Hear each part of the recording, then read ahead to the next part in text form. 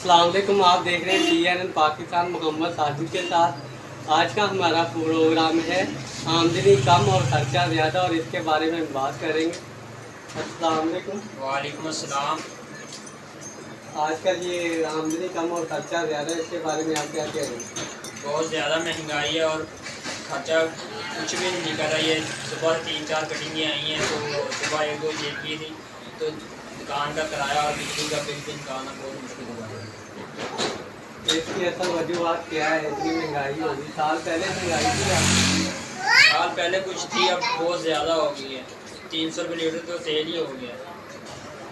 रोज़ ब रोज़ गरीब आदमी की मुश्किलात में इजाफा होता चला जा रहा है। इसके बारे में क्या कहेंगे? ये बहुत मुश्किल में जा रही है, ज़िंदगी कश्मकश में पड़ी हुई है। ये हुक्मरान को करना चाहिए, महंगाई सस्ती करें और गरीब आम के बारे में सोचें। आज तक कौन सी हुकूमत ने गरीब आदमी को रिलीफ दिया है?